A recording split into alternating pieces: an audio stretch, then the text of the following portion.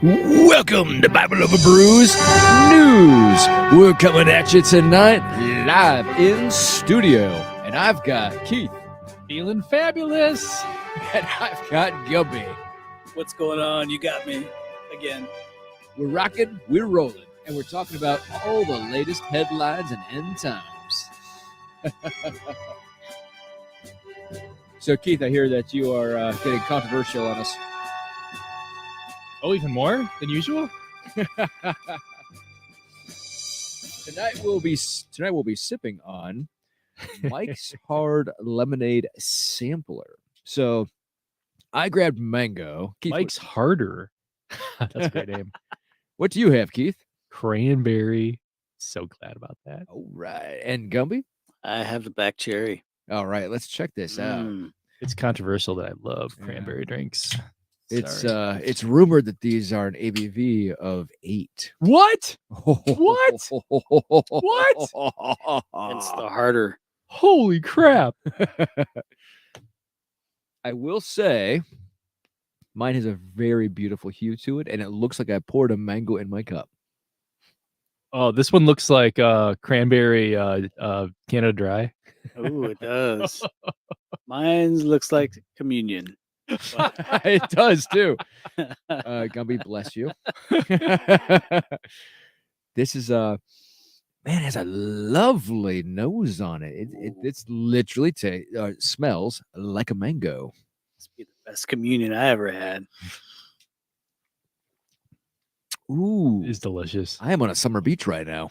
I am so happy about this. This is like a really good way to end summer right here. This is really nice. This is really nice. This is a liquid Tootsie Pop for me. It is so good. Not only is he experiencing communion, he's experiencing his resurrection. How many licks does it take? I think cranberry just like just mellows out lemonade a little bit.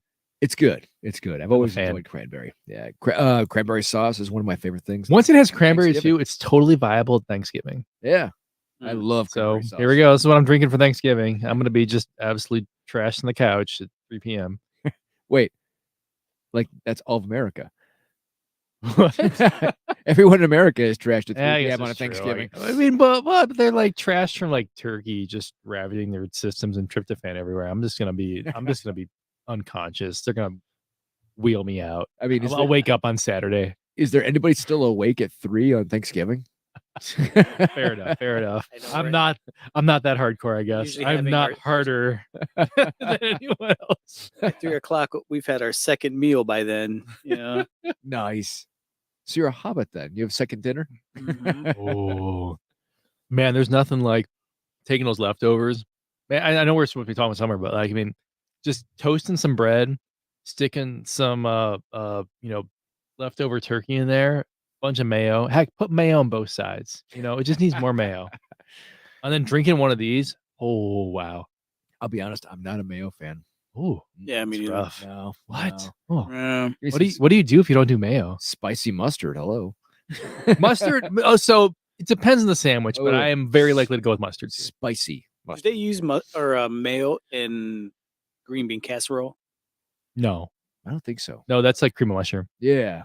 Oh, yes. So good. Yeah. Cream Yeah, of that mushroom. stuff's amazing. Yeah, cream of mushroom is The good. little crusty top on it. The more crunchy That is onions, like so good. it That is needs to so be, good. as far as I'm concerned, because a bunch of the onions get mushy anyway. It needs to be like 50% crunchy onions on top. Yeah. I am now really looking forward to Thanksgiving. Sorry, I Another ruined the pizza. summer vibes here. I actually enjoyed Thanksgiving growing up as one of my favorite holidays because I didn't have to worry about buying people gifts. I could just sit down and eat. Oh, I love that. Yeah. It's like, oh, my gift to everybody is my presents. Ba-doom. But oh yeah, that's yeah. And then we participate with different charity events and stuff like that oftentimes in the morning. But I don't have to worry about what to wrap.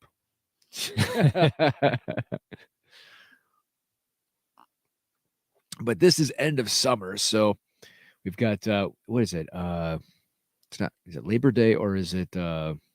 Shoot, what's that last holiday at the end of the year? Christmas or New Year's? No. There's Memorial Day, right? There's Labor Day, Memorial Day, and they each like one's the beginning of just before summer, and the other one is at the end of summer. Yeah. And I always forget which one is which. I mean, one of those is in May and the other's in September. Yeah. So they cap it off, right? One on each side. Yeah, it's pretty accurate. Stuff is harder. Labor Day. Mike's Labor Day is at harder the end. cranberry. You can't do math. Labor Day's at the end. That's what it is. Because the fair, because I was a 4-H boy. The fair was always around Labor Day, so it's Labor Day. We already have 4-H. Indigenous Peoples Day on us. Wow. Oh yeah, I raised rabbits for 4-H. I raised pigs for I love that. 4-H. I don't like the pigs, but I like the rabbits. I raised goats for 4-H. I was on Junior Fair Board. I did a lot of things. Yeah. I was in the Royal Rangers in the Assemblies of God, which is like Christian Boy Scouts. Did you ever hear that? Oh yeah, I know about that. Yeah. We did the Nice. opposite of 4-H. We killed the rabbits. We killed it. God. Gumby, stop talking. Keith, close your ears.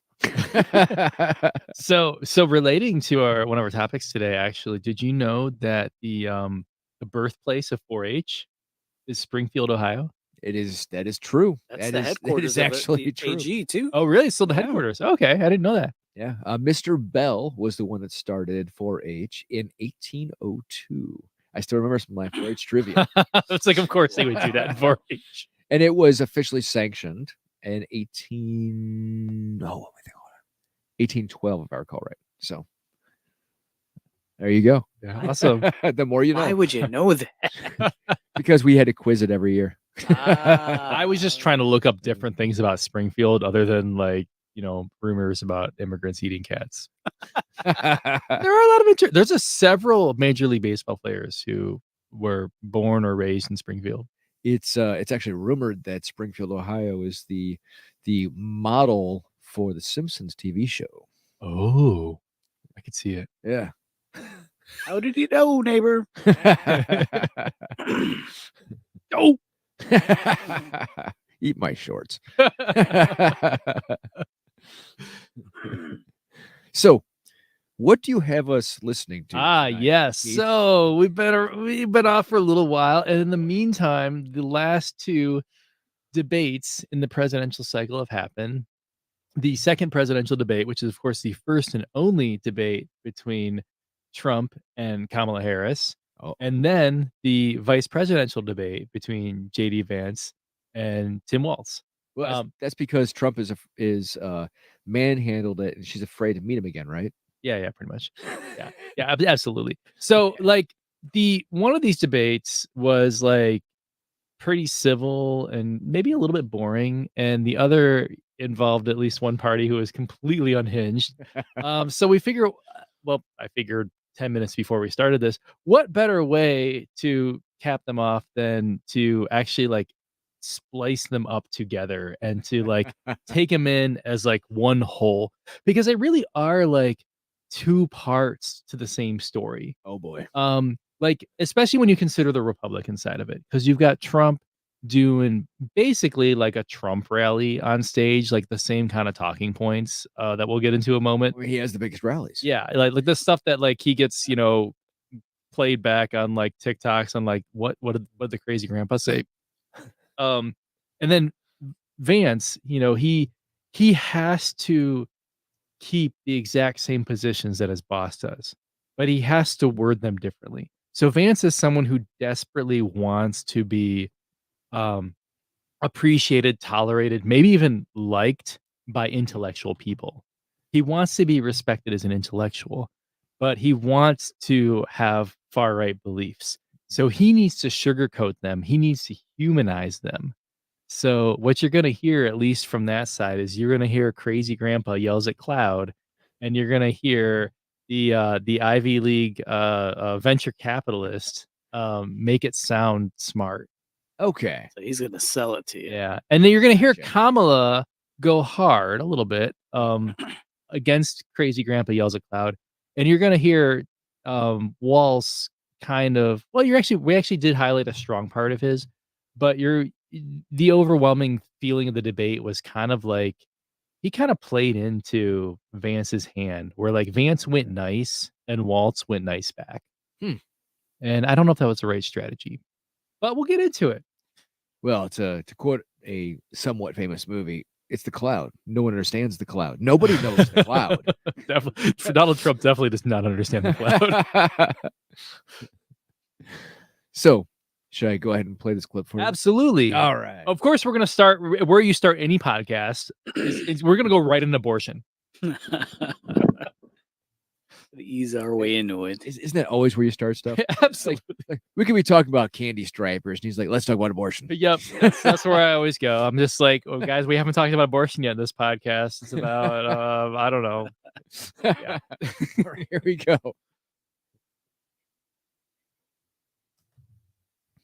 Oh, I don't think it's the right time. 1750. Oh, 17. Okay. Oh, the second one. The first one. 1750. Just go for 1750 straight on the video. Don't even look at the time. I'll tell you the times.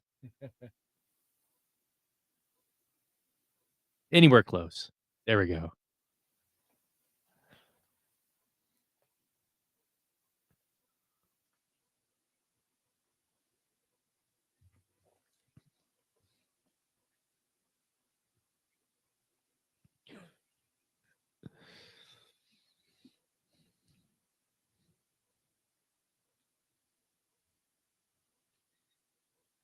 Every single one. All of them.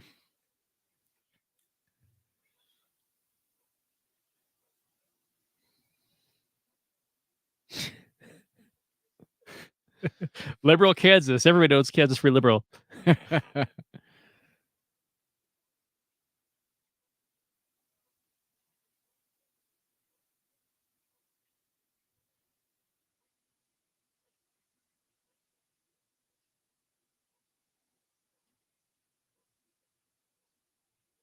Pause right here. What's that? Pause right here. It is paused. It's so we for time's sake we had to clip a little bit before, but earlier on he goes into how states like Minnesota or whatever the more liberal states have quote unquote sanctioned killing of born children. Their abortion laws are so liberal. So that's why Trump had to vote against the abortion amendment in Florida, for instance. So what's kind of fun about the presidential debate is they actively fact checked, and they told everybody they would do this ahead of time. So you will hear, if you go through the whole debate, you'll hear Trump say something Trumpy, and then you will hear them at the end of his statement say something like, just to be clear, no states allow the killing of children after they're born. Interesting. Yeah, it sounded like she admonished him. Yeah. Well, I don't mind fact checks.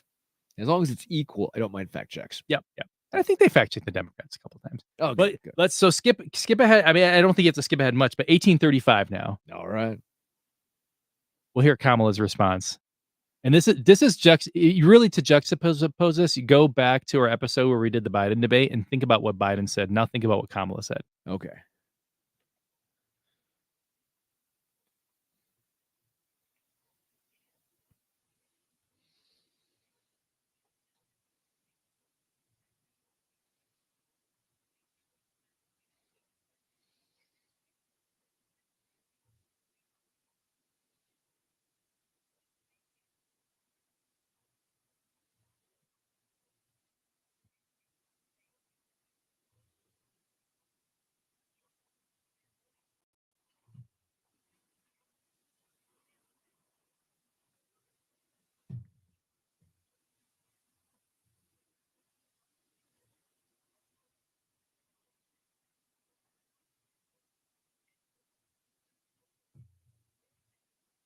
This is enough.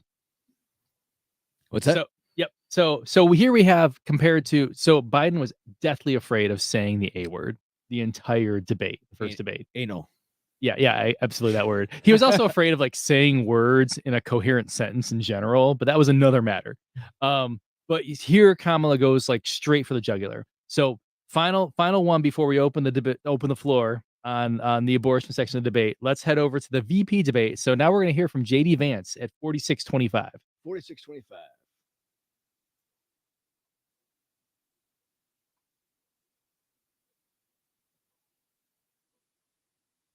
And you got it.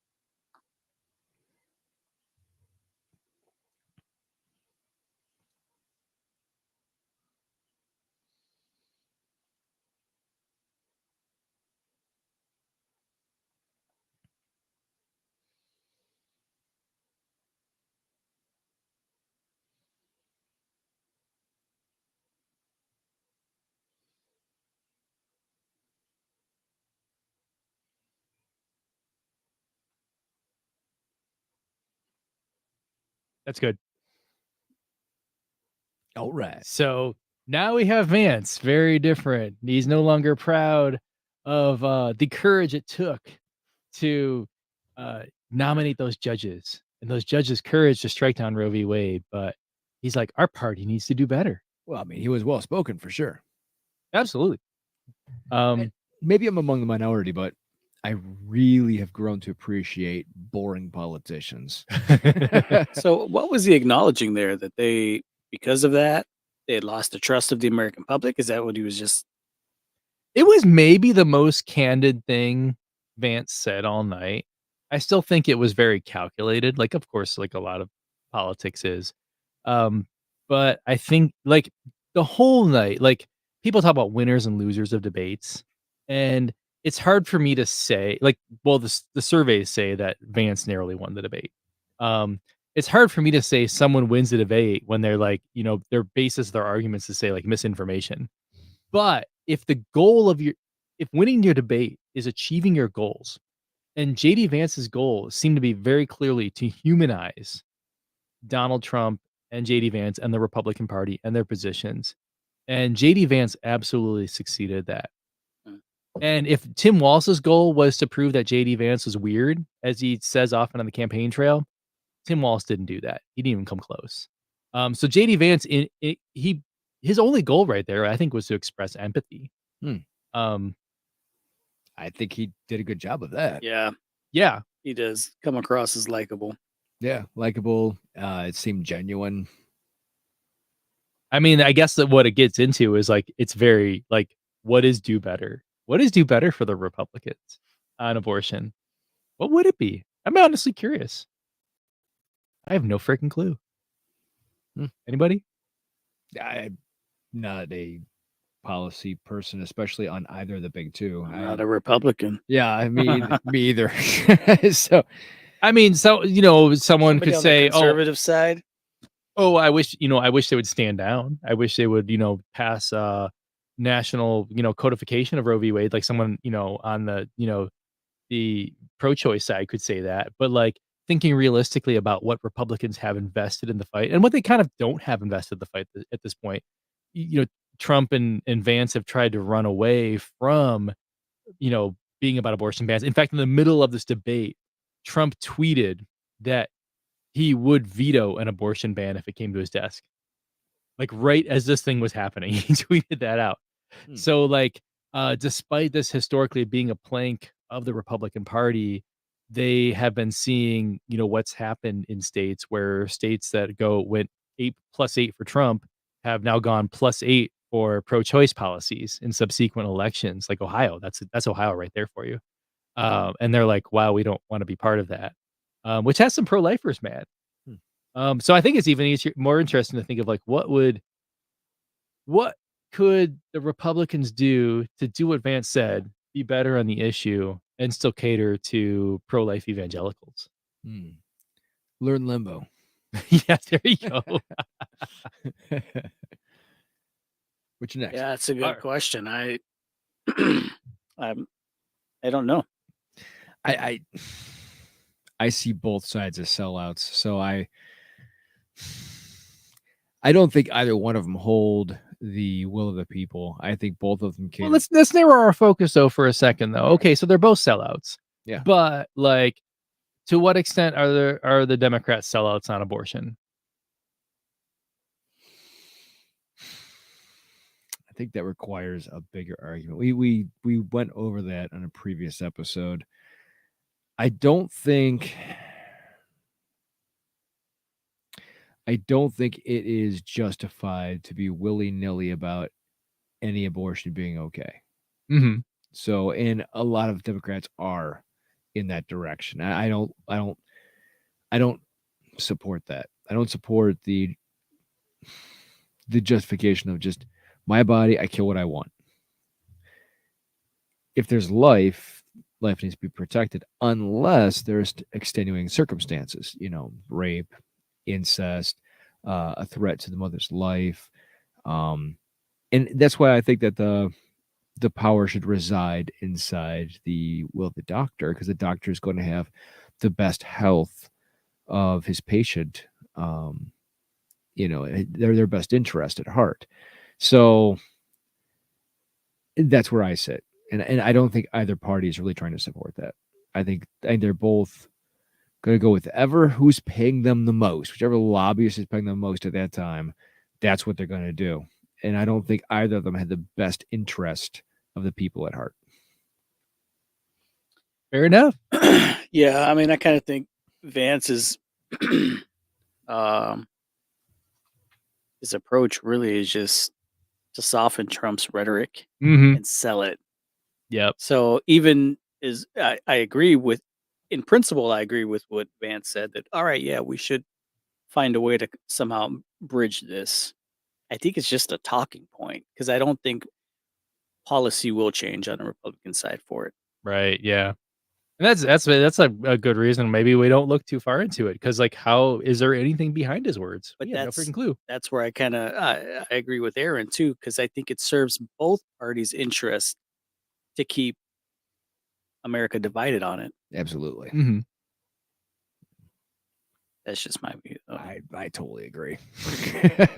Alright, speaking of, Vance, word gymnastics or something, we have a double feature now in the VP debate All where right. we're going to go to, actually, I'm gonna switch the order up on these. Let's go to 5620 first in the VP debate.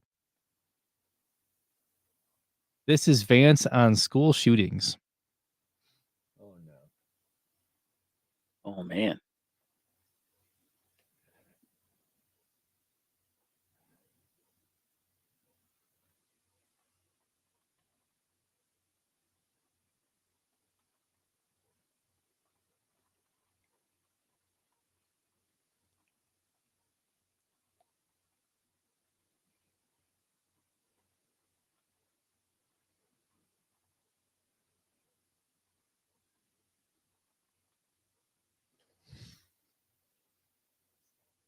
They got a lot better. Better locks.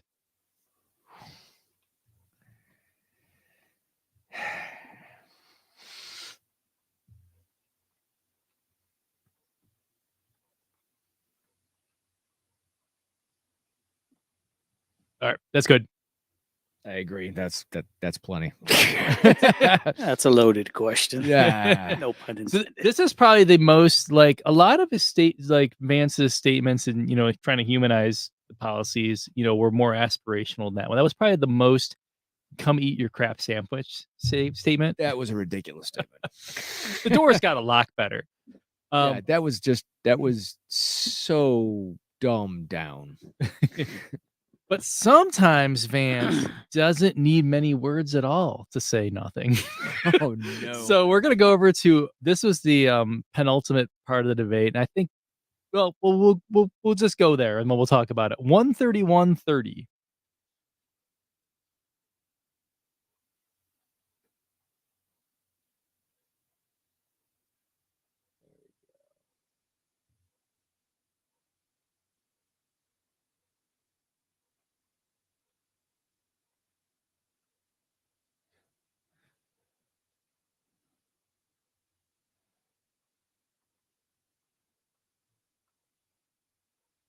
This is about January 6th, accepting election. Ah.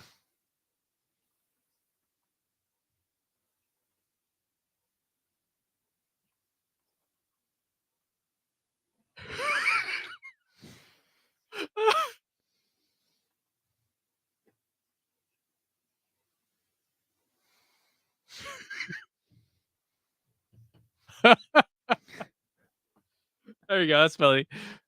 Oh. Ouch. Yeah, I mean, Vance knows what he was hired for, man. He can't Yeah. say that. Yeah, he can't say that. When this moment came on, and someone tweets this like That's every other terrible. day, but someone will tweet, always ask why the position is open before you accept it. Does he have a background in law, Vance? Yeah, he's got a law degree. Okay. Yeah. I I'm not. I'm here to talk about the future. Gumby just Focus on nailed the it. future. yeah, I mean, Yep. that was like legalese speak there, man. Yeah, Gumby just nailed it. But for the most part, I liked their debate because I've grown to like boring politicians because it usually means they're trying to do their job. So this was Walt's by far his strongest blow he landed. That's a damning not asking the question, getting the non-answer, and retort that's a damning non-response. Unfortunately, it came an hour and a half into the debate, and after talking way too long about we do this in Minnesota, we do that in Minnesota. Every time he talked about Minnesota, I mean, Minnesota sounds like a wonderful state. I think I'd probably rather live there, and all things considered, all other things equal. It's not bad. But like I'm on the cold stuff, yeah. But I like the lake. The lake is beautiful. yeah, absolutely. Don't you know? You just yes. But every time he talked about we did this in that Minnesota, we did that, and like there was also like the back and forth, like, well, I agree with a lot of what you're saying. I agree with what you're like, and this, as nice as that sounds, as much as that sounds like normal politics, it was also like, I mean, I think by playing into like because it was Waltz playing off of Vance when that happens because Vance would say like there was in the school shooting debate Vance Waltz said that like his no I'm sorry, it wasn't the school shooting, it was maybe it was January 6th, I can't remember, but Waltz said that his son was like in lockdown like at school or something like that, or I forget, but and then Vance said like, oh, I didn't know that happened, I'm so sorry. And, kind of from there, like Waltz kind of ate out of Vance's hand in terms of like anytime they, like he said, they agreed on something, like it was like, oh, I have to agree with you more. Nice.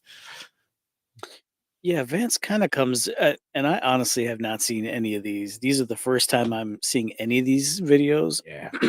Just my highlights I saw. He kind of comes across to me as a person who I do know a little bit about his background, that he was, a never Trumper before. Right. I heard that. It seems to me like he actually believes a lot more of Waltz's positions than he's coming across selling Donald Trump's.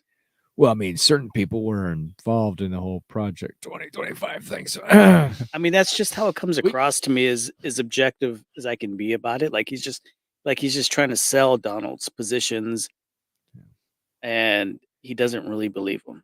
yeah. As nice as it is. I don't like either party. So That's a great observation. That's actually so for like a month or two. Like I remember I think we talked right before was it right before Harris was, switched in, and then I think Vance was became the VP candidate right before that. Right. So like I think like the next day Vance was picked, like after we recorded a show, and I think I've said this multiple times now, but I distinctly remember talking about how I think Vance isn't the 25th worst senator. Like there's at least 25 senators worse than him. ouch. And I had forgotten about that for a few months because Vance got railed in the media. Like he is like the least popular VP pick ever. Like he at one point was like a -11 or something like that on favorability. Like brutal. Most people like VP candidates generally. Like they at least like slightly favorable usually. But there was of course the whole like couch thing, which isn't real but was funny. But then there was the whole cat lady thing, and just a bunch of, I believe it was a love seat. Yeah, choice quotes on podcasts where he's talking about, women, getting back in the kitchen and stuff like that. But this debate shows up, and Wallace doesn't do any of the like, this dude's weird stuff, and like Vance looks normal, and then I'm starting to remember like, oh, this is why like he actually does sometimes get stuff done. Is because he will talk with people. He will actually, in some cases, go work across the aisle a little bit. And he's Um, coherent. but That's huge. He's yeah, coherent. he is coherent, but he also is he knows how to get ahead. So he knows this game he has to play in conservative politics. Yeah. So I think that's you're seeing that tension right there. It just comes off as disingenuous. Yeah. And like, yeah, really, like he's for sale to the highest Like, bidder. This is even Donald Trump right now. even if I may not agree with whatever Walt's positions are on any subject, even if I didn't agree with them, at least I feel like he's truly convicted to his beliefs. Yeah. I don't feel that about Vance. Yeah. Walsh doesn't really have anything to defend. The only time he has to really defend himself is they question Vance on they did a section where they question each one on something like embarrassing or bad that they said. And Vance's was like something actually like real that like someone would care about. And Walsh's was like something where he said he was in like near Tiananmen Square, like at I that. heard Yeah, that. when he Yes. wasn't actually, he was in China, but he wasn't like right there at the same time or something like that. That's- And that's- Walsh sounded like a buffoon, like as he talked through that, like because he just like kind of went like, yeah, sometimes I'm a knucklehead when I speak or something like that. It's a little bit damning. Oh yeah, I was at Tiananmen Square. Wait, dude, no. But that's like literally his like most politician thing is that he gets like a little bit grandiose sometimes. Otherwise, like you can kind of tell he doesn't come from like a big, the legal background or the venture capital background that Vance has, or like some other candidates have. Mitt Romney was venture capital. Right. He was a teacher. He was in the National Guard. And then he got into politics. And he doesn't sound like he has to defend anything, but he really had to go after the other guy and show him as being unhinged, which is what he didn't do. Ouch. Yeah. So speaking of unhinged, though, Let's going go. on our X clips, we to completely shift gears, we have Trump being crazy in the presidential debate. So we have him saying, I don't even remember the context of this, but him just talking crazy stuff about Putin and himself. What's the stamp? 109.50 in the presidential debate.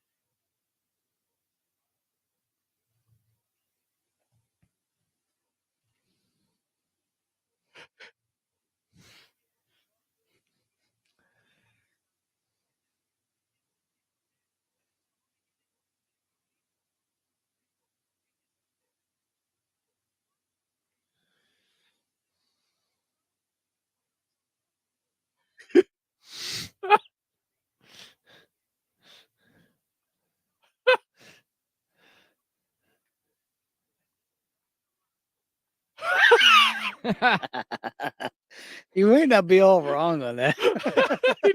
I'm assuming that's the end right there. Yeah, that's fine. Although I kind of wanted to hear what the fact check was, but it doesn't really matter.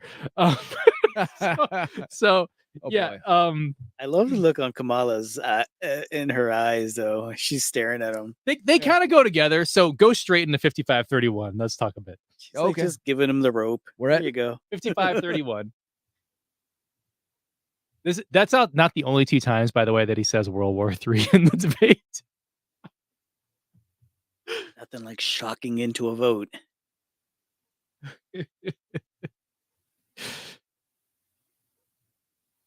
Threw him out like a dog.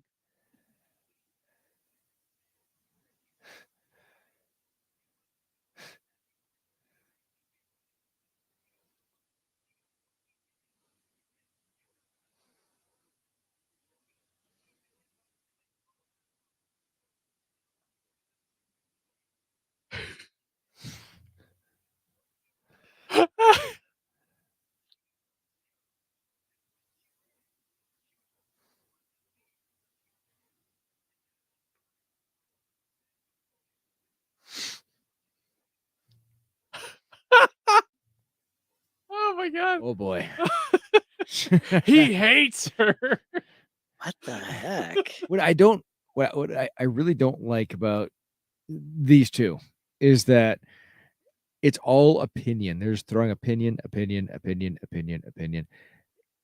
Where's the policy? Why aren't we debating policy and talking about what will make America function better? Let's talk about, okay, infrastructure. Let's talk about budget. Let's talk about, no. Instead, I'm just going to poke holes at the other candidate. It's juvenile. There's nothing constructive in it.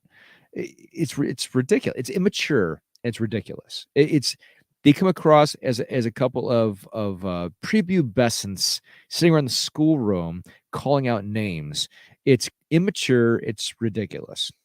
Yeah, I agree. I'm gonna like tweak that a little bit. All right. I largely agree. I don't want to both sides too much because I feel like they're doing the same thing in different ways. Yeah. So like literally like Trump's is like the schoolyard taunts, like he hates her. World War III. Right. So and this is actually a point where I think in terms of the debate, Kamala actually is effective, is she is playing down to his level in effective ways. So basically sloganeering to match Trump, like intentionally, not because you are the schoolyard bully, but because you're like, oh crap, this person's the electorate is only listening to schoolyard bullies.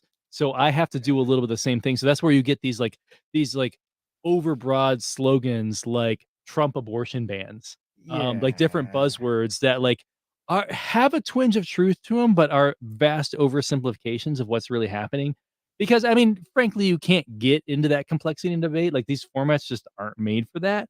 But also, you're trying to play the game that got a bunch of people thinking like, oh, this guy he speaks the truth.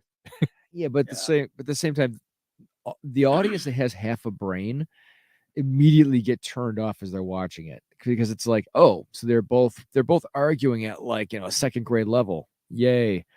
Yeah. It comes across as, number one, it comes across as juvenile on both parties.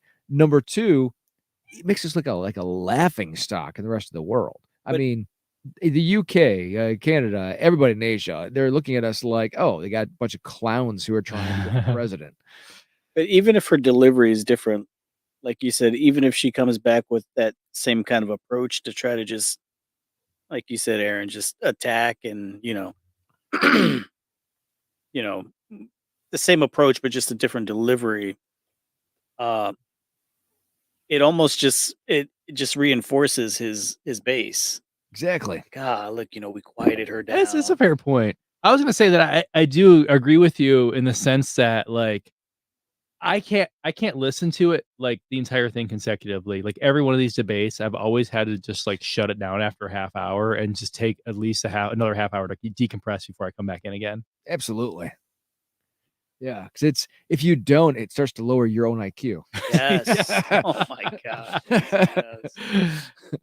That's All a right. whole other subject. Heading into immigration. Speaking of lowering our IQs, All right. the immigration talking points. So we've got a little bit of the VP debate here, 2350. We're gonna look at another strong moment from Walls, talking about the rumors about Springfield, Ohio, and the Haitian immigrants who are there legally under I forget the name of the program. I should have looked it It up was ahead under of time. Bush.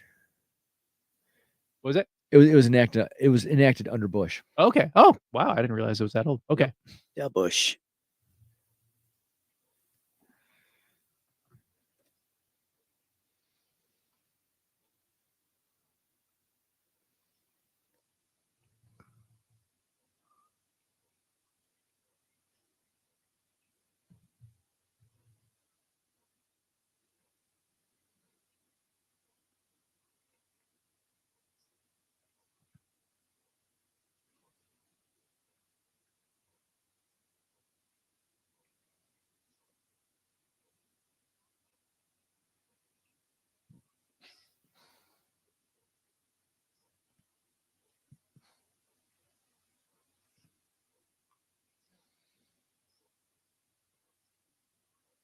Hmm.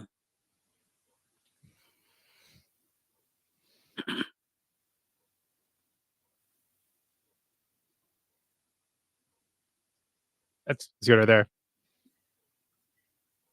In retrospect, that might have actually been stronger on Waltz than his "That's a damning non-response." Like that was a very strong response to That was. the misinformation that Trump and Vance have, like even in the face of like acknowledgement that it's false. Like and he was speaking to Vance's quote that like if I don't remember exactly how he said it, but it was like if I if this is what we have to say to get people to care about this issue, like he was trying to like say like we want people to care about a real issue. I'm gonna make up a fake story, kind of. That's what he was kind of saying. Yeah, like Um, if we could turn back time and if we can find a way. but of course, to go back to the beginning and to hear the unfiltered version from Donald Trump, head over to the presidential debate at 29:15. And let's see what the president says Vance, about what's happening in Springfield, Vance Ohio. lost in that last segment. You could see the look on his eyes. Oh, I never noticed that. Yeah.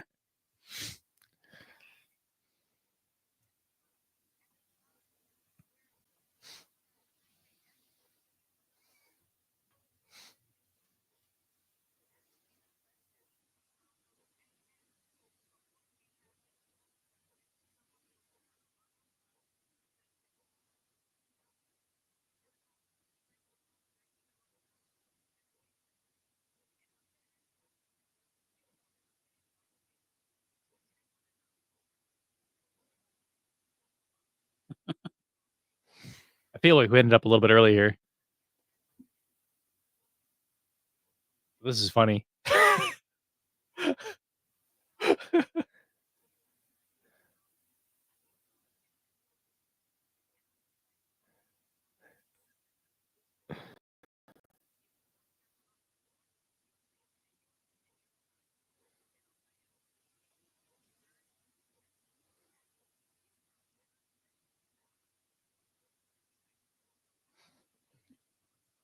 So this is where he goes into talk about Haitians, right?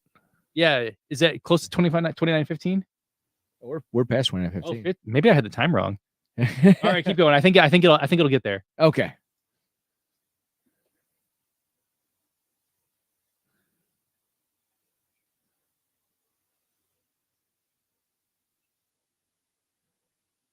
I don't understand his fascination with rallies. Yeah. I really don't get it.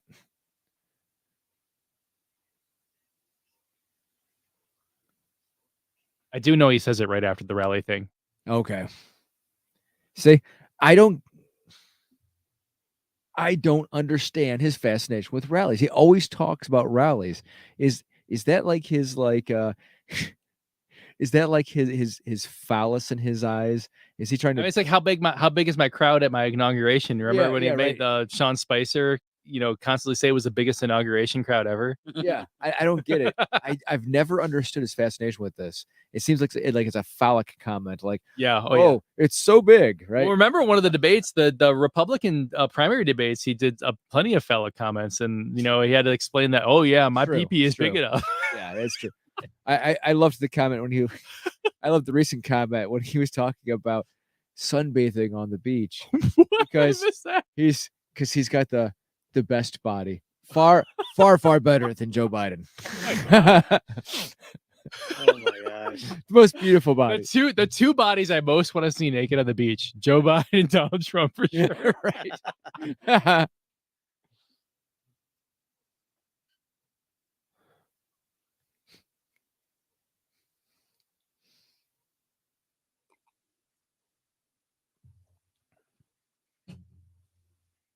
There we go. World War III.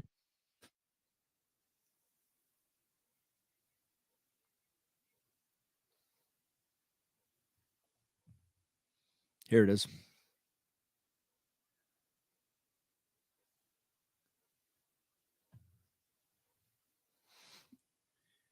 He said Aurora. I said about Aurora, Ohio. Uh, actually, I don't. I've heard about that recently in the news, but it's a different Aurora. Oh, okay. Oh, I should find that out. Because Aurora's not far from here. It's like what, 20, 25 minutes, I think. Yeah, it's a different Yeah, one. it's not far at all. I mean, I know there's one in Colorado, but I'm not sure if it's that one. It is about Aurora, Colorado. Okay.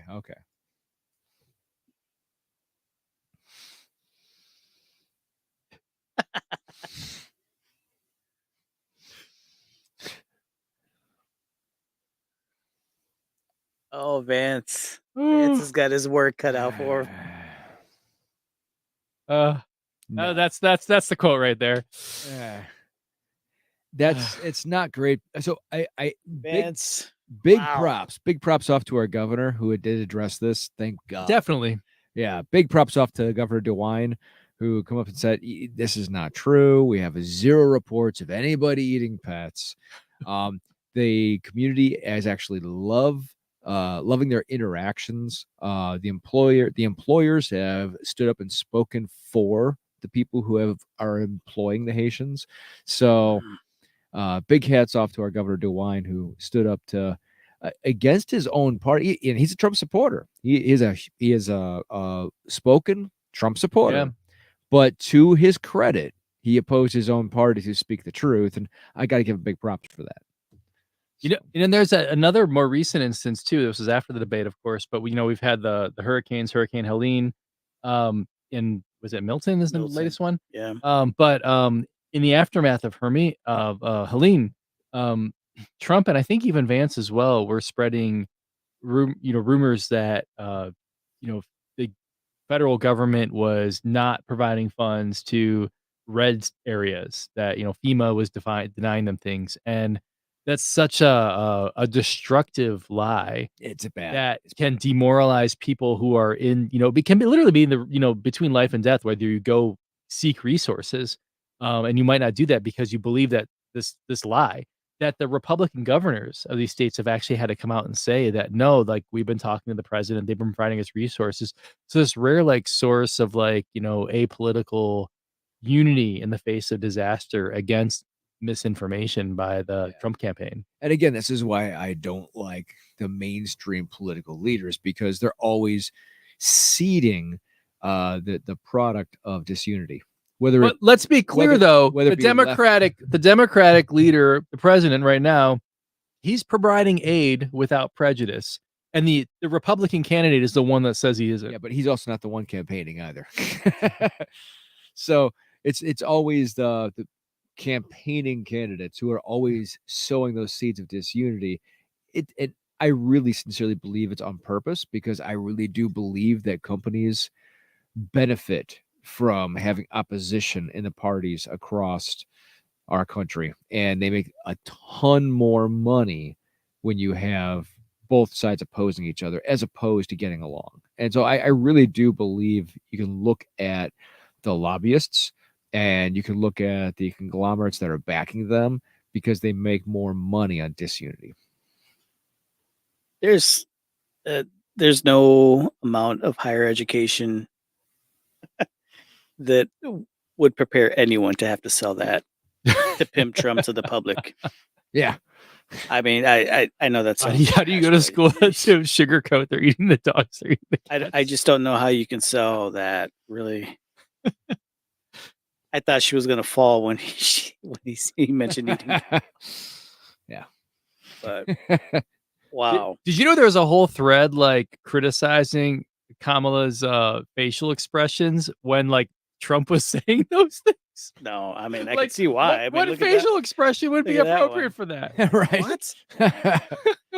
She looks like she just bit. Even for you, Donald, you're unhinged. Yeah. She just bit into a lemon. I mean, there was a reason why Vance was probably a never Trumper before, man. Explore your roots, my friend. You have more timestamps for us? Oh no, that was all of it. That was all I could withstand. I had to get out of the toxic waste, or else I would face permanent bodily damage. That was rough. Yeah, this is why I don't support either party. Yeah. I'm with you on that one. Yeah. Yeah, I am sad in the fact that we don't have a good, strong third party right now.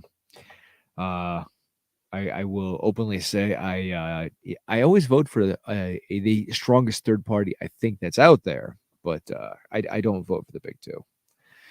I don't have much great to say about how the third parties would influence it, but what is crazy, weird, and maybe expected out of these couple debates, so after the VP debate, there's nothing else that we're all tuning into.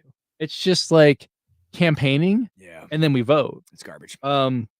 And like it's kind of everything's just gone into like homeostasis. Like it's a persistent like Kamala leads polling by 3 points, which may or may not be enough for an electoral college advantage. It's a 50-50 shot. People are dug in. Um, you know, the you know Harris campaign wanted to pin their hat on the whole like that's a damning non-answer kind of thing that signed by at the end. Yeah, But like it doesn't matter. Um, and there's nothing, Vance's narrow victory in the VP debate, right. per polling, matters to them.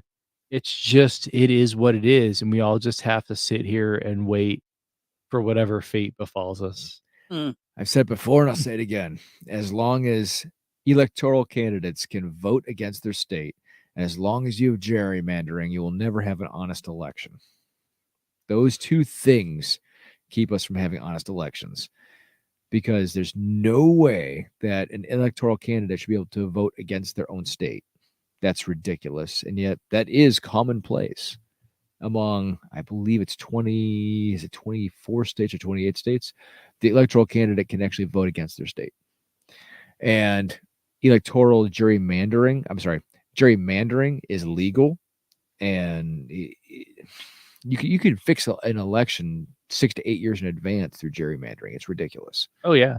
So, And of course, we're facing that. Ohio is going to be an interesting election no matter what, because while our fundamentals suggest +8 or more Trump, we also have an anti-gerrymandering amendment whose language inside the ballot actually says that it would cause gerrymandering because the Secretary of State, or I think that's what he is, the Secretary of State, can change that language at will, and all he has to do is have a Republican dominated state Supreme Court rubber stamp that language.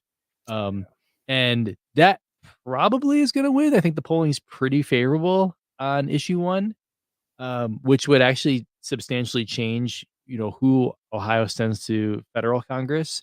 It would probably erase the supermajorities for Republicans in Ohio, which would change our dynamic in terms of like you'd actually have to like negotiate for things to happen at the state level. yeah. And then, on top of that, we might actually also elect a Democratic senator. Like it's usually +1 or 2, 3 for Sherrod Brown at this point. Bernie Moreno can ride the coattails of Sherrod Brown, but also Bernie Moreno he's not an incumbent. Sherrod Brown tends to have a lot of credibility across the state. Bernie Moreno is a used car salesman. What can we say? So I'm not supporting Sherrod Brown, but I will tell you that when I was a technician, I installed his entire floor. Oh, wow. So That's in pretty cool. the federal building downtown, I installed the entire floor. That was a process. My Lord, you've go through so many security protocols. It's ridiculous. Huh. Yeah. I mean, but doesn't this whole thing just really tell you, like, how many percentage of the people who are eligible to vote in our country actually vote? No, it's decreasing low. constantly, It's actually gotten higher in recent decades. which is still really It's low. not even 40% though. Yeah, it's actually way above low. 50%, I think. Really? Yeah, so like 20 years ago, it was 40%, maybe even lower. But when you talk about presidential elections, they have gotten to a fever pitch the last couple rounds. So maybe half of eligible voters are actually voting. There's a silent majority out there that are trying to send a message, but yet these two parties won't let that message come through. Exactly.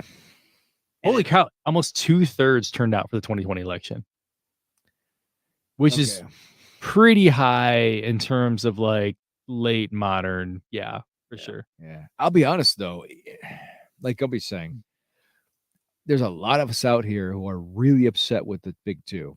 And other countries are actually more progressive in this, where we have 3 or 4 or more parties that are viable candidates, where their people are getting elected into positions of power and their people are listening.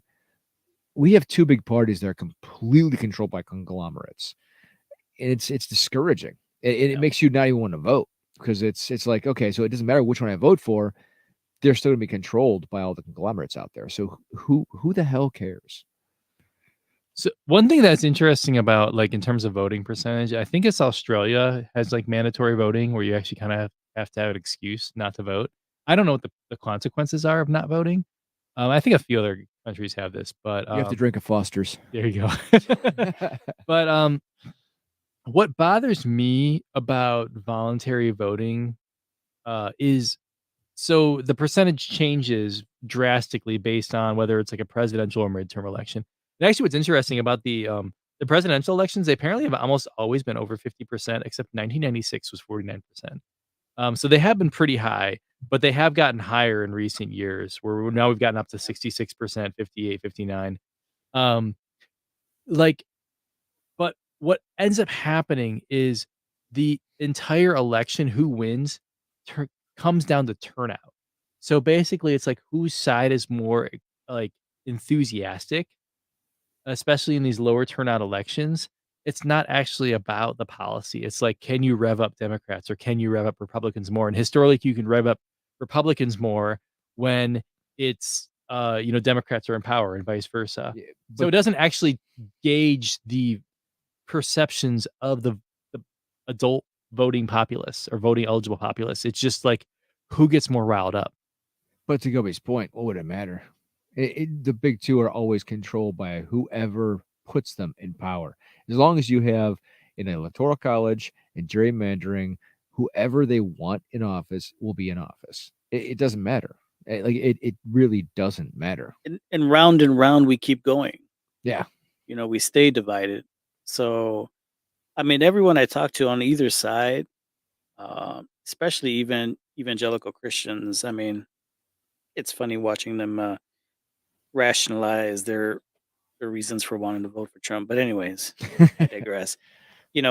I always hear the same phrase from both sides, and that's, "Well, you still got to vote for the lesser of two evils." Why? And I always get told that. I'm like, Why?"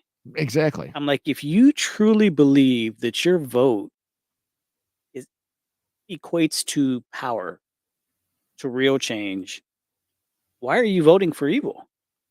Precisely my Because point. all you're doing is conceding to giving evil authority. Yeah. If your vote really means something, if you're just choosing between the lesser of two evils, Yeah. well, one kills less babies than others. Oh, okay. Well, one isn't going to drop as many bombs on foreign countries than the other. Oh, okay. Yeah. And the lesser of two evils, right? So, If the American people ever got together and pulled their craniums out of their anal cavities and all voted for one third party, we would completely demolish the two party system. Unfortunately, we have a bunch of automatons who vote for one of the two parties but why? I really want to understand why. What keeps it because going? they don't have the IQ to do otherwise. Oh, yeah. Well, I don't know. I mean, I'm sure people on both sides are like way smarter than I I mean, where am. we see like more than two parties dominate, they are like pretty different political systems. We see parties like we see 3, 4 or more parties in countries where you actually have to form like a coalition government. Yeah, but if you look at like Canada, for example, Canada has four major parties that actually get elected. Right, they have like a more parliamentary system. Like it's Yeah. not the same system. It's not the same system, but there's no reason that we can't have a major four party here. There's zero excuses why we have a two party system. Mhm. Our founding fathers said the greatest tragedy that came out of the founding of this country was the fact that it was a two party system. Yeah, I can see that. You guys know Richard Rohr? Oh, Yep. absolutely. He talks about in one of his devotions I read one morning the unwritten social contracts of our time. You guys know what that is? Yeah. It's about the social contracts in society that we make every day. It may not be that explicit or, even written down or whatever, but we subscribe to them every day. And I believe this is something that promotes, no matter what, every 4 years or every 8 years, it's going to be the same thing Yeah. because we live a life of social contracts. all of us want what we still want in this world. We want to be comfortable. We want our oil for our gas. We need our oil for our gas. We want our kids to go to school. We want the American empire, even though every 4 years we pretend like we're so mad at the other side because they're so bad. Yeah, Both sides still have all these contracts that we're a part of that we can't detach from. it's true. It's the American empire. Yeah. Well, there's different flavors within that. I mean, my healthcare is a lot more likely to be better just in terms of even executive decisions that could be passed if the Democrat were to win. And I mean, the historical levels of like hate against immigrants that I think, this election is kicking up, like, I don't think that will stop, Yeah. based on who gets elected, but it will have force in the White House if one side's elected versus the other. Now there Well, are certain things that don't seem to change. I don't think the Israel policy will change much. Well, hold on. To put that in perspective, the Haitians are being protected under a law that was passed under Bush, a Republican. Right, but like Trump would definitely I think he would likely to try to kick him out under some kind of executive order. I don't think he would because again, it was under the direction of a Republican. He doesn't care what H.W. Bush passed. They have the support of Republicans here in this state. He don't care. It riles up people in swing states. He don't care. and that's where I think we get played every 4 to 8 years is because they always do something like that and pass along some kind of legislation that the next president will still piggyback off of. Yeah. For instance, everyone got mad at Biden right during COVID or whatever. Oh, you're responsible for whatever it is you feel about it. All right. When it was Trump who enacted every policy, It was. Operation Warp Speed. And I won't even go down that rabbit hole, but, and they do things like that overlap. Yeah. Yeah. And I don't think it's an accident that every president gets elected repeals at least half of whatever the previous president enacted. It is such a, as my one friend said, it's all political theater. But some of that does have real. So, for instance, the stimulus package that was passed right at the beginning of the Biden administration, that stimulus package does not pass in a Trump administration, and it was the best 2 years of public, not a public option, but a publicly accessible healthcare option ever in the history of the United States. Well, it just depends on how much money you made. You mean during COVID? 2021 to 2020, I think, well, actually, would have been 2022 to 2023, maybe, when you depending on which year. There was 2 years, they passed for 2 years, an adjustment to the Affordable Care Act where you were no longer capped at 400% of your federal poverty level. You could access plans with subsidies on the marketplace. So anybody who didn't get health care through their employer, it was the best 2 years ever to get it. Does not happen under President Trump. Now, it was stupid that it wasn't extended.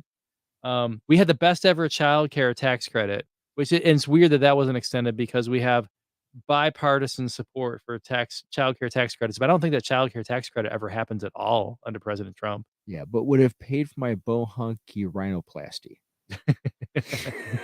I don't know, maybe. I mean, it was combined with an HSA and a little investment. I don't know. I guess what I'm seeing in all of this is that every 4 to 8 years, as long as I'm around, the same thing isn't really sustainable. Yeah. Even though we may benefit a little here, benefit a little bit there.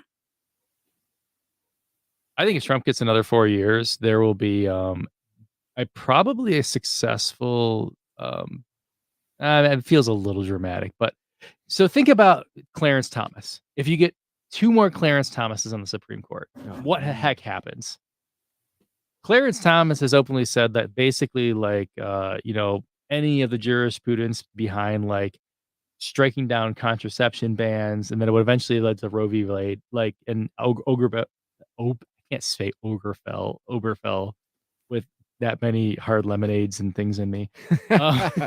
Like that is palpable. And that what was weird about that is we felt that in the Biden administration, where like the Supreme Court was truly unhinged. The Supreme Court said that the president has pretty much absolute immunity to do whatever the heck he wants.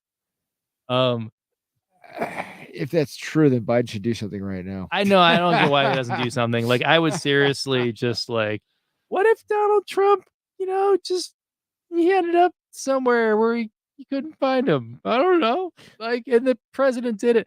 Oh, actually, I was joking with somebody. I was like, because they were talking, I forget what they were talking. It was some kind of abortion thing. But I was asking, okay, what if Trump gets elected president and he goes to Texas where abortions are illegal and he personally performs the abortions?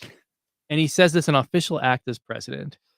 Does do states' rights win and Texas gets to say no abortions are still illegal in Texas? Or does presidential absolute immunity in official acts win? Like, what is the Supreme Court going to decide there? Are they going to rule against Donald Trump and say that he can't perform abortions in Texas? I think you'll have to ask Clarence Thomas. I'm truly going off the hinge here. Does he have something about robots? I did. I did. I was yeah, we can change subjects, that's fine. AI for president. That's right. No, it was I was gonna bring up the fact that there was a very weird presentation this week from Elon Musk. And as Gumby pointed out, it looked a lot like the beginning of iRobot. Because that was the presentation he brought forward, where it was mostly on autonomous cars. Two big versions of it. So one looked more like a bus style, and the other one looked like more of like a regular sedan. Both of them are fully autonomous, however. So they go through, they pick people up, they drop people off. They're supposed to be really inexpensive. And then he also introduced the iRobots. I'm sorry, the Wii robots. Wii robots.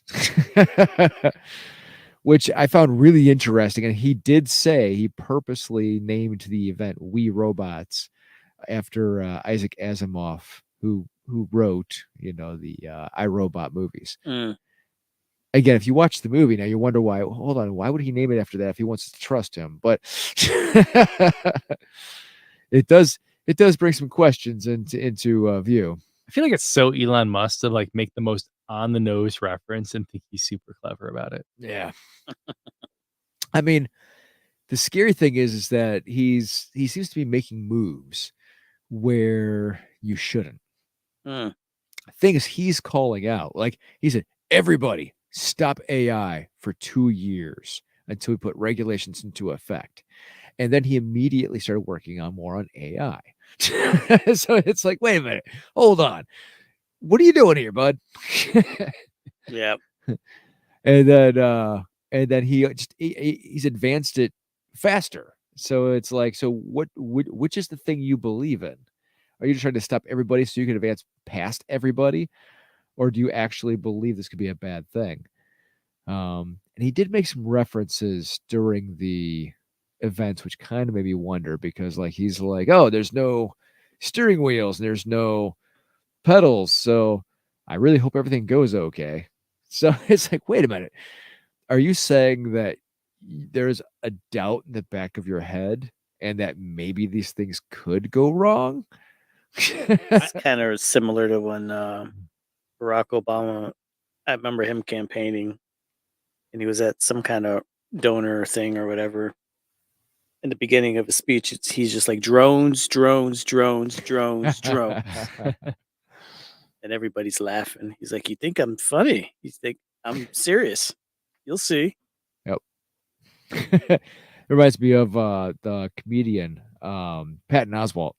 He does a great skit. If you haven't watched on YouTube, go watch it. Just don't let your kids watch it because he swears a lot. Just so ironic. After that kid's cartoon, he was I know, right?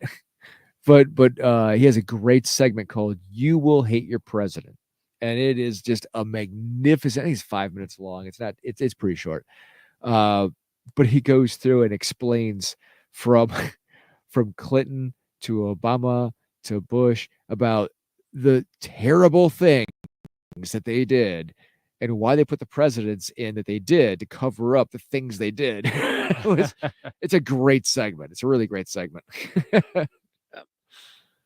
Yeah, but yeah, that's what I found very interesting. And I wonder if he's wondering, like, oh, I hope it works. I was reading an article, I think on Slate, talking about like having an autonomous car that actually doesn't have like a steering wheel and pedals or like any backup mechanism at all. Like they probably will actually have to get like separate like regulatory exceptions for that. Like Waymo, like they have a way that you can like a person can override the car and as like you should. yeah.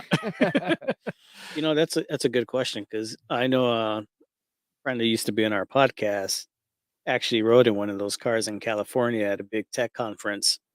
Uh, not like within the conference, like within the city limits. Right. He got in it, took him to his hotel, that kind of thing, and back to the conference. And I don't know if there was a steering wheel in there or not, but it was no other person. It was just him. He typed in the directions and boot. Yeah. He said it only went about like 25 or 30, but it did everything else on its own. Didn't run anybody over. Didn't run it. No, knew how to adjust, knew how to put their turning signals on and all of that. Yep. I'm going to point something out real quick. So I'm going to play a quick clip. And the cars were great. They do scare me a little bit, but the cars were great. But the robots are the scary side. Hold on.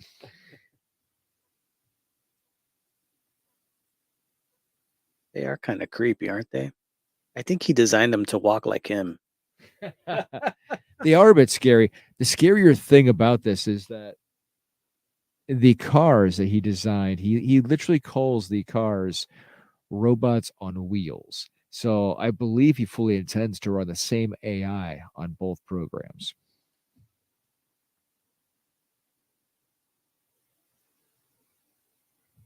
So here we go. Ready? Here it comes. And there they are.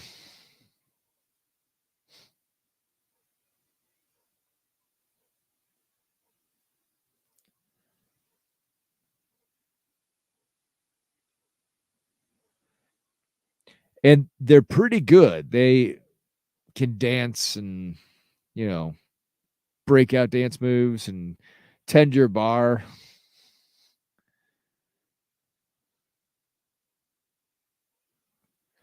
But how scary is it? They look very much like the iRobot / early Terminators.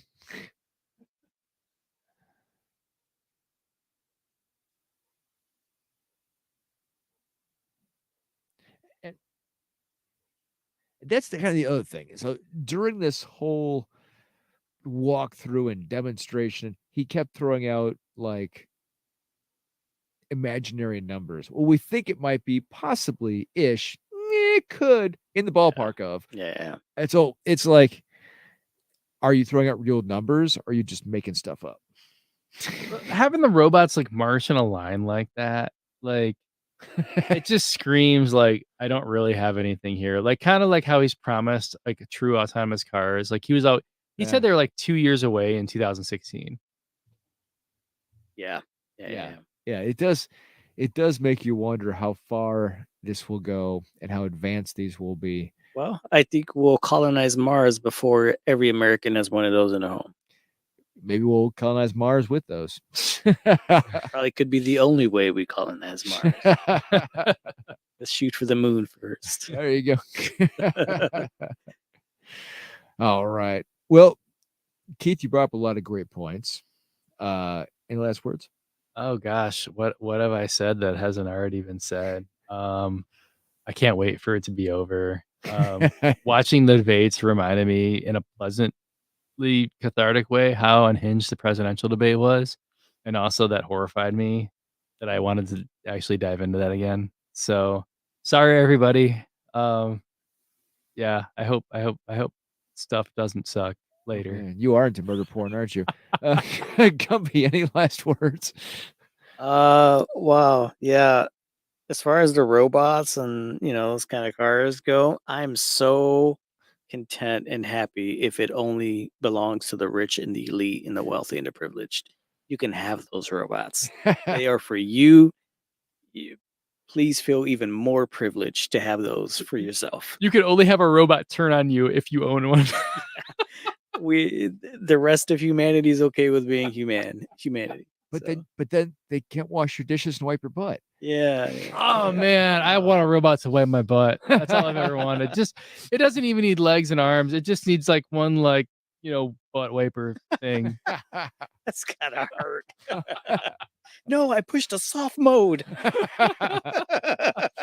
I said gentle. It's like a bidet, but it just actually sticks a pole up your Right. butt. Damn you, Musk. Damn you. There's nothing taboo over brew. Oh dear. We didn't dive into quite as much faith-based stuff this time. We'll have tons of good But stuff. lots of butt planned. robots. We have tons of good stuff coming up.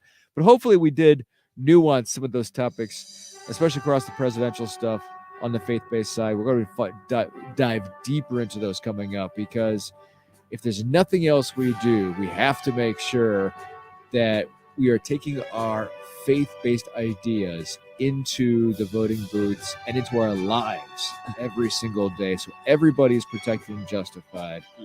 And I want to make sure we emphasize that at the end.